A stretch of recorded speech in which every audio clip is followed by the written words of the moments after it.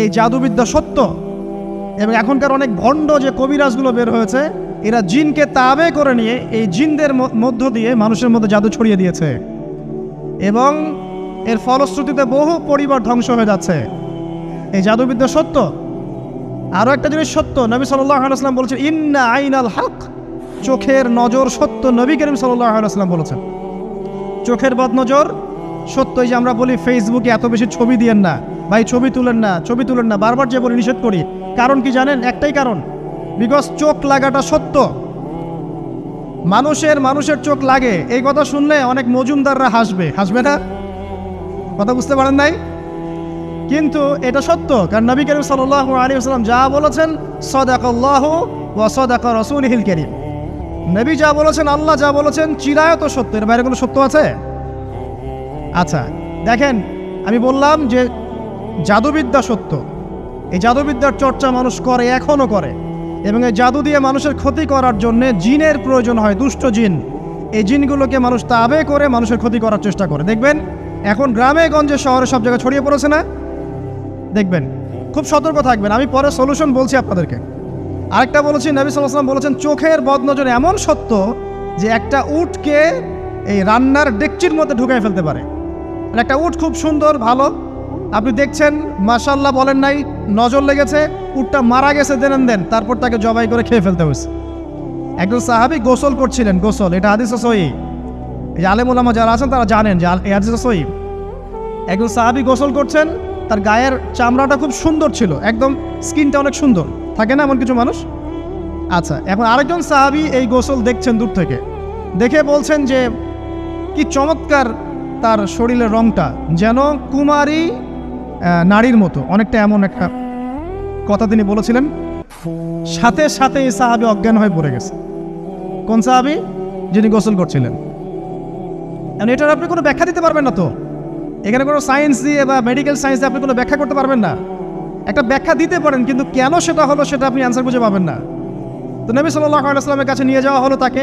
তিনি বললেন যে এই ব্যক্তির ব্যাপারে কি কেউ ভালো মন্দ কিছু বলেছিল? তখন একজন সাহাবী বলেন, হ্যাঁ, অমুকে বলেছে এর স্কিনটা অনেক সুন্দর, ওকে ডেকে নিয়ে আসুন। ওকে ডেকে আনা হলো। ডেকে আনার পর নবীজি তাকে অনেক শাসালেন, তোমরা তোমাদের ভাইদেরকে কি মেরে ফেলতে চাও? তখন এই সাহাবী তো অবাক, আমি আবার কখন মারতে চাইলাম ইয়া রাসূলুল্লাহ? আমি তো মারতে চাই নাই, আমি তো খালি বলেছি যে তার গায়ের রংটা অনেক সুন্দর। তখন তিনি বললেন, কেন তুমি সুবহানাল্লাহ বললে না, কেন তুমি মাশাআল্লাহ বললে না? যখন মাশাআল্লাহ বলবেন, সুবহানাল্লাহ বলবেন, নজরটা লাগবে না। আর যখন আপনি মাশাআল্লাহ বলবেন না, সুবহানাল্লাহ বলবেন না, দেখবেন নজর লেগে গেছে। আপনি বিশ্বাস করেন ব্যবসা খুব ভালো চলছে, মানুষ বললো যে বাহ তোর তো ব্যবসা হেভি, লালে লাল শাহজালাল, ঠিক আছে, দেখবেন আপনার কেনা বেচা বন্ধ হয়ে গেছে। এরকম হবে, আমার কথাটা বিশ্বাস করেন।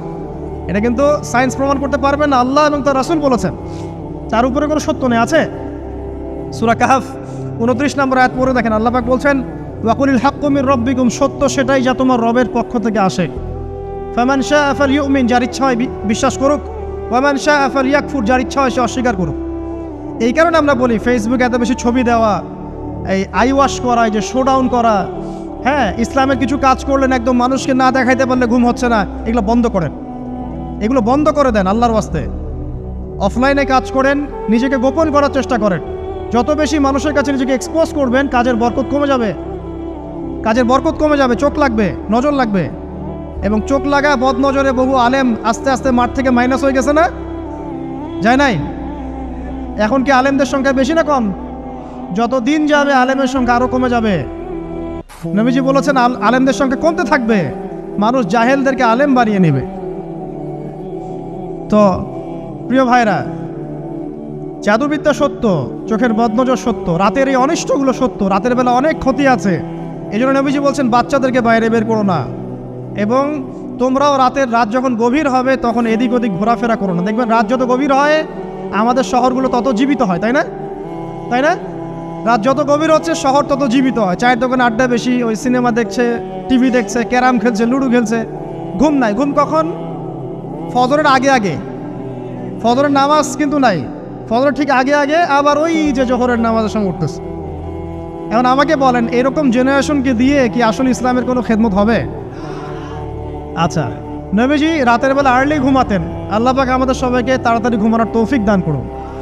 হ্যাঁ, আপনি ইলম চর্চা করলে রাত জেগে থাকতে পারেন, আপনি যদি জ্ঞান চর্চা করেন রাত জাগতে পারেন, আপনি কোনো গবেষণা করছেন, নামাজ পড়ছেন বা কোরআন হিফজ করছেন, আপনি রাতের আর্লি উঠবেন, এটা আলাদা বিষয়। কিন্তু কমনভাবে আমাদের এই যে ফেসবুক, ইউটিউবিং ইত্যাদিতে আমরা লিপ্ত থাকি, সারা রাতটা কাটাই আড্ডাবাজি করে, এগুলো বন্ধ করতে হবে। এগুলো বন্ধ না করলে ফিজিক্যালি আমরা মানে সুস্বাস্থ্যের অধিকারী হতে পারবো না। সারা দিনটা আমাদের একটা কি বলবো অলসতার ভাবে যাবে এবং দিনের বেলা কাজগুলো ব্যাহত হবে। এতে করে আমাদের উম্মার এই পুরো বড় যে তরুণ প্রজন্ম আছে এদেরকে আপনি সম্পদে পরিণত করতে পারবেন না। তাই এই সিস্টেমটা চেঞ্জ করা দরকার। নবীজি রাতের বেলা এই সূরা বাকারার শেষে 3টা আয়াত তেলাওয়াত করতেন। আমরা করবো ইনশাআল্লাহ। আরেকটা আমল বলে দেই, নবী করিম সাল্লাল্লাহু আলাইহি ওয়াসাল্লাম রাতের বেলা সূরা মুলক তেলাওয়াত করতেন। কোন সূরা এটা? কোন সূরা? তাবারাকাল্লাযী বিয়াদিহিল মুলক। কয়টা আয়াত আছে?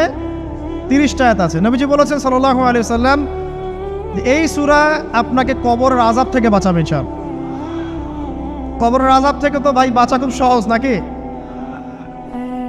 আমাদের মধ্যে এমন কেউ নাই, শোনেন, আমাদের মধ্যে এমন কেউ নাই আলেম জালেম মুফতি মুহাদ্দিস রাজনৈতিক নেতা পলিটিশিয়ান বিরোধী দল জাতি তারপরে যে সরকার দল যে আছে না কেন কবরের শাস্তি ফেস করবে না এমন একটা মানুষও নাই, কেউ নাই পৃথিবীতে। এই যে আপনি দেখছেন ওই যে কি ইসরায়েলের প্রধানমন্ত্রী, ওই রাশিয়ার প্রধানমন্ত্রী, ওই চায়নার সভ্যতা, পশ্চিমা সভ্যতা, এমন কেউ নাই পৃথিবীতে এখন যাকে কবরের শাস্তি ভোগ করতে হবে না। আছে? সবচেয়ে লঘু শাস্তি মানে লঘু চাপ, এটা বলতে গেলে আসলে আমি ভাষা হারায় ফেলি। তারপরে বলছি আল্লাহ পাক আমাদের সবাইকে হেফাজত করুন, আমিন। একজন সাহাবীর নাম সাদ বিন মুয়াজ। কি নাম? নবী করিম সাল্লাল্লাহু আলাইহি ওয়াসাল্লামের সাথে একদম ডান হাত হয়ে যুদ্ধ করেছেন দীর্ঘদিন। বদর তিনি বীর সেনা, উহুদের বীর সেনা, ঠিক আছে। খন্দকের যুদ্ধেও বীর বিক্রমে যুদ্ধ করেছেন। তিনি আনসার সাহাবী, একদম মদিনার নেতা সাহাবী। সব সাহাবী কিন্তু একরকম নন, কেউ ছিলেন নেতৃস্থানীয় সাহাবী, তিনি ছিলেন একজন নেতৃস্থানীয় সাহাবী, ঠিক আছে। সাদ বিন মুয়াজ নবী করিম সাল্লাল্লাহু আলাইহি ওয়াসাল্লাম এত ভালোবাসতেন তাকে, এত ভালোবাসতেন যে তাকে নিজের মনে করতেন যে সাদ বিন মুয়াজ আনসাররা আমার নিজের। চারটাখানি কথা। এই সাহাবীর খন্দকের যুদ্ধে এই যে হাতের এই দিকে সম্ভবত হাতের এই রগের মধ্যে একটা তীর এসে লাগে এখানে, এবং তীরটা তিনি বের করতে গিয়ে রক্তটা ছিঁড়ে যায়। এরপর ফিনকি দিয়ে রক্ত বের হওয়া শুরু হয়। চিকিৎসা করে করে রক্ত বন্ধ করা যায় নাই, এবং এই রক্তের প্রবাহিত রক্তেই আল্লাহর ইচ্ছায় তিনি শাহাদাত বরণ করেন, তিনি ইন্তেকাল করেন। নবী করিম সাল্লাল্লাহু আলাইহি ওয়াসাল্লাম প্রচণ্ড ব্যথিত হন, মানে মনটা তার খুব নরম হয়ে যায় সাদ বিন মুয়াজ রাদিয়াল্লাহু আনহুর জন্য। তো এই সাহাবীর যখন জানাজার নামাজ পড়ানো হচ্ছে, নবীজি বলছেন 70,000 ফেরেশতা তার নামাজে অংশ নিয়েছে। আর এই সাহাবীকে যখন কবরে শোয়ানো হয়েছে, নবী করিম সাল্লাল্লাহু আলাইহি ওয়াসাল্লাম পরে জানিয়েছেন কবরের যে মৃদু চাপ, সাদ বিন মুয়াজ রাদিয়াল্লাহু আনহুর কবরেও সেই মৃদু চাপ দেওয়া হয়েছে। আমি কি বুঝাতে পারলাম ভাই? আমাদের কোনো দাম আছে এখনকার পলিটিশিয়ানদের কোনো দাম আছে? এখনকার সমাজ নেতার কোনো দাম আছে? এখনকার সুদখোরদের কোনো দাম আছে? এই ঘুষখোর দুর্নীতিবাজদের কোনো দাম আছে? আমরা যারা কাঠমোল্লা হয়ে আছি আমাদের কোনো দাম আছে? সাদ বিন মুয়াজ রাদিয়াল্লাহু আনহু যদি কবরের শাস্তি তাকে না ছাড়ে, প্রশ্নোত্তর পর্ব তাকে না ছাড়ে, আমরা পার পাবো?